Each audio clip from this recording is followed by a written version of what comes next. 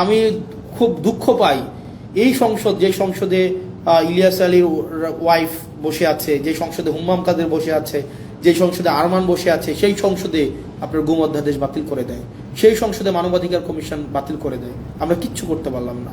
যেই সংসদে প্রত্যেকটা মানুষ সাফারার, সেই সংসদে আজকে এই সাফারারগুলাই অনেকটা অপ্রেশরের ভূমিকায় অবতীর্ণ হতে যাচ্ছে। আমি বিশ্বাস করতে চাই না এটা।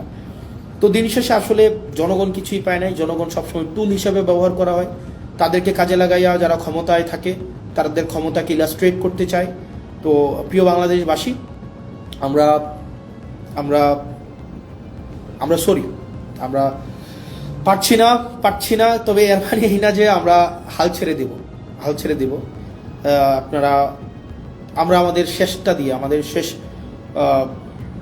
আমরা আমাদের জায়গা থেকে আমাদের চূড়ান্ত ত্যাগ যদি করতে হয়, সেই ত্যাগের বিনিময় হইল আমাদের এই স্ট্রাকচারাল রিফরমেশনগুলোতে আমরা কোনোভাবেই কম্প্রোমাইজ করব না। আপনারা একবার ভাবেন তো, আপনারা এখন যারা আমাকে দেখছেন, এই পাশে যারা কেউ আমাকে দেখছেন, কেউ আমাকে শুনছেন, কেউ আমাকে গালাগালি করছেন, আপনারা যারা গালাগালি করছেন তারা সহ আপনাদের সবাইকে একটা প্রশ্ন।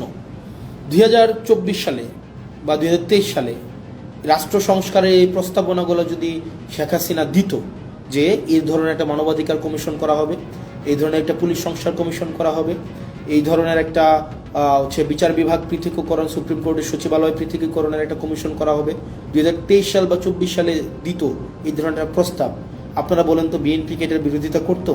বিএনপি এটার বিরোধিতা করতো না। বিএনপি এগুলোকে লুফে নিত। এই রাষ্ট্র কাঠামোর এই প্রস্তাবটাকে বিএনপি লুফে নিত। তার মানে বিরোধী দলে থাকতে মানবাধিকার আরাম, সরকারি দলে আসলে সেটা হয়ে যায় হারাম। বিরোধী দলে থাকলে পুলিশের স্বাধীনতা চাওয়া আরাম, সরকারি দলে আসলে পুলিশের সুরক্ষা এবং স্বাধীনতা চাওয়া হয়ে যায় হারাম। বিরোধী দলে থাকলে বিচার বিভাগের স্বাধীনতায় রাস্তা গরম করতে দেখা যায়, কিন্তু সরকার গঠন করার পরে আর এই হচ্ছে আপনার